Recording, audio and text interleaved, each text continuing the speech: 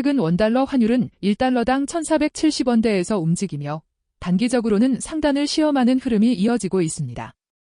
52주 범위가 1,347.07원에서 1,488.32원으로 알려져 있어 현재 구간은 과거 1년 범위의 상단에 가까운 위치입니다. 정책당국에서도 원화가 분기 기준 약 5% 하락해 16년 저점에 근접했다는 인식이 공개된 바 있습니다. 이 국면은 단순한 하루 이틀의 변동이 아니라 금리와 자금 흐름, 위험 회피 심리가 함께 누적되며 만들어진 추세성 약세 구간으로 해석하는 시각이 많습니다. 가장 큰 방향 변수는 금리 경로입니다.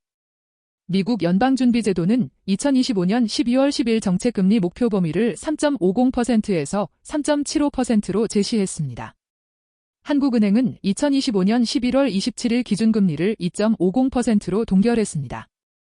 이 조합은 한미 금리 격차가 2%포인트 수준으로 남아 달러 선호를 자극하기 쉬운 구조를 만듭니다. 특히 시장이 중요하게 보는 것은 현재 금리보다도 향후 인하 속도입니다. 미국이 물가 경계를 이유로 인하 속도를 늦춘다는 신호가 강해지면 원달러는 쉽게 내려오기보다 높은 구간에서 버티는 힘이 커질 수 있습니다. 두 번째 축은 달러 수급과 해외 투자 자금 흐름입니다. 최근 원화 약세 배경으로 해외 주식 투자 확대에 따른 자본 유출이 직접 언급됐고, 이를 완화하기 위해 금융당국과 한국은행, 국민연금이 외환시장 수급 안정 프레임을 논의하고 있습니다. 국민연금은 2025년 6월 기준 운용자산 882.7조 원을 보유하고 2026년까지 해외 주식 비중을 38.9%로 높이려는 목표가 공개돼 있습니다.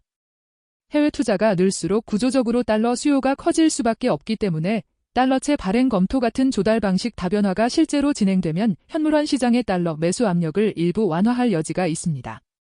반대로 위험 회피가 커져 달러 선호가 강해지면 같은 수급 요인이 상승 속도를 더 키우는 방향으로 작동할 수 있습니다. 세 번째 축은 실물 지표이며 원화의 우호적인 신호도 분명 존재합니다. 2025년 11월 한국 수출은 610억 4천만 달러로 전년 대비 8.4% 증가했고 무역 수지는 97억 3천만 달러 흑자였습니다. 반도체 수출은 172억 6천만 달러로 전년 대비 38.5% 증가가 보도됐습니다. 다만 흑자가 곧바로 환율 하락으로 이어지지 않는 경우가 많습니다. 기업의 달러 환전 타이밍이 늦어지거나 금융계정에서 자본 유출이 더 크면 실물 개선이 있어도 원달러 하락 전환이 지연될 수 있습니다. 그래서 현재는 실물 지표의 개선이 바닥을 받치되 방향 전환의 결정타는 금융 흐름에서 나오는 국면으로 보는 해석이 자연스럽습니다. 네 번째 축은 물가와 정책 여력입니다. 2025년 11월 소비자 물가는 전년 대비 2.4%였고 근원 물가도 2.0%로 알려져 있습니다. 물가가 2%대에 머무는 동안 환율이 추가로 오르면 수입 물가를 통해 체감 물가 부담이 커질 수 있습니다. 이런 구조에서는 한국은행이 경기만 보고 빠르게 완화로 전환하기가 부담스러워집니다. 동시에 미국이 물가 경계를 강화하면 인하 속도가 늦어질 수 있어 금리 경로 측면에서 달러 강세가 오래 지속될 가능성이 생깁니다. 결과적으로 환율 상승이 물가 부담을 키우고 물가 부담이 정책 여력을 제약해 환율이 쉽게 내려오지 않는 고리가 형성될 수 있다는 점이 핵심 리스크입니다. 앞으로의 방향은 세 가지 시나리오로 정리할 수 있습니다. 첫째, 기본 시나리오는 1,450원에서 1,500원 구간의 고변동 박스권입니다. 조건은 미국이 인하 속도를 늦추고 한국은 동결 기조를 이어가며 해외 투자 달러 수요가 유지되는 경우입니다. 둘째, 상방 시나리오는 1,500원대 진입과 변동성 확대입니다. 조건은 글로벌 위험 회피가 커지거나 미국 인하 기대가 후퇴해 달러 선호가 재정화되는 경우입니다. 셋째, 하방 시나리오는 1,420원에서 1,460원대로의 되돌림입니다.